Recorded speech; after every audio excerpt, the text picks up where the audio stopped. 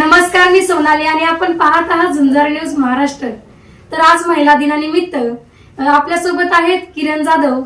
आपण त्यांच्याशी आज थेट संवाद साधणार आहोत की एवढ्या सामान्य कुटुंबातून आज एक पालेभाजीचा धंदा करून एवढं कुटुंब सांभाळणं म्हणजे खूप मोठी गोष्ट असते। तर आज त्यांनी ती केलेलं आहे। चला तर जाणून घेऊया आपण त्यांच्या प्रतिक्रिया नेमक्या काय आहेत। नमस्कार। नमस्कार। प्रथम आपली ओळख करून द्या।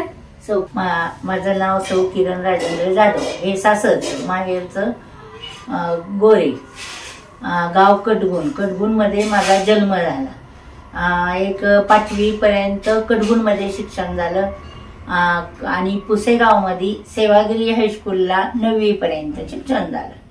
त्यानंतर माझं लग्न झालं। लग्न झाल्यानंतर वेडणी गावात दिलं आणि त्यानंतर 2-3 वर्ष वेडणीमध्ये राहिलो आम्ही। नंतर माहेरी कडगुणमध्ये आलो। कडगुणमध्ये भाड्याच्या घरामध्ये 1-2 वर्ष राहिलो। त्यानंतर स्वतःची जागा घेऊन घर बांधलं आणि मालकांच्या एकट्याच्या जीवावर ते भागत नव्हतं, म्हणून पुसेगावमध्ये भाजीचा धंदा चालू केला आणि ते गौंडी काम करायचे पहिले। त्यामध्ये परत मला मदत म्हणून ते काम बंद करायला लावलं आणि भाजीपाला दोघं बी करायला लागलो। त्यानंतर मला असं समजलं पुसेगावमध्ये होमगार्डची भरती आहे, मग ते होमगार्डची भरती आहे म्हणून मग मी होमगार्डला फॉर्म भरला। ते भरती केली, ट्रेनिंगला नाव आलं, खटावला ट्रेनिंग झालं आमचं। त्यानंतर असंच एक 4-5-6 वर्ष गेले की नंतर मालकांना बी होमगार्डमध्ये घेतलं। त्यांनी 4-5 वर्ष परत होमगार्डचं केलं आणि दोघांनी बी राजीनामा दिला, सोडून दिलं।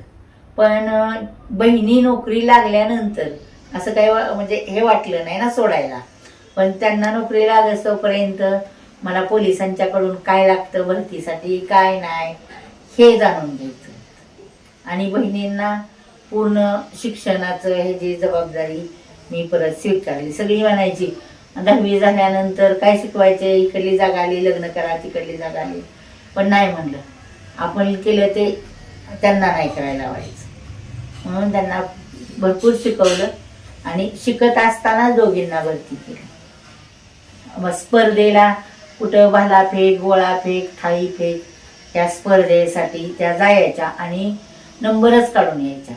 त्यामुळं अगदी 1 रुपया न भरता पोलीसमध्ये दोघीही भरती झाल्या। त्यानंतर मोठीने त्याच्यातून DA अधिकाऱ्याचा कोर्स केला, त्याच्यात ती पास झाली। त्यानंतर तिला लोणावळा ट्रेनिंग सेंटर मिळालं, तिथं काही दिवस नवीन भरतीच्या मुलींना शिकवलं।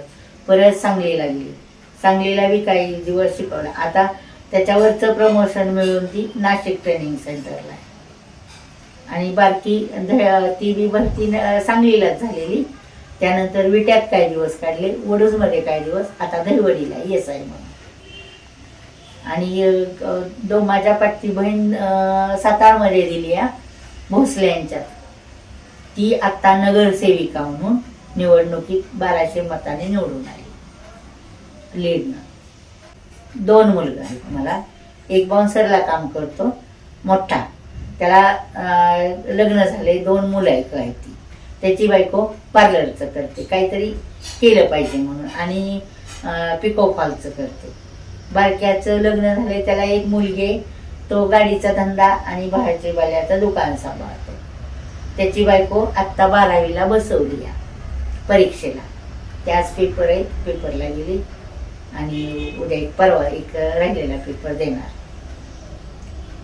असं सगळं म्हणजे व्यवस्थित आहे, काही टेन्शन नाही, काय नाही। सुनांसारखं आम्ही सांभाळत नाही, पोरींसारखं सांभाळत, त्यामुळं काय त्यांना बी कधी काही वाटत नाही की सासू आहे असं वाटत नाही। आईसारखं त्या आपल्याला माया प्रेम लावतात, कारण आपणच महिला आहे म्हणल्यानंतर महिलेचा आदर आपणच केला पाहिजे। ते म्हणले 12वीला आई बसू का, लगेच म्हणलं बाळमा बरं बस, असं नाही की तू शिकू नको, शिकल्यावर मोठे होऊ नको, असं काय नाही केलं। असं महिलांनी शिकावं, ज्याच्या त्याच्या पायावर उभं राहावं, एवढीच अपेक्षा।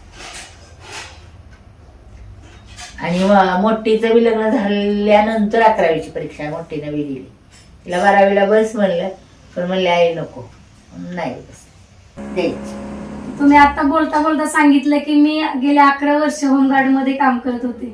हो. मग ते होमगार्डचं नेमकं काम का सोडलं, काय सांगाल त्याबद्दल?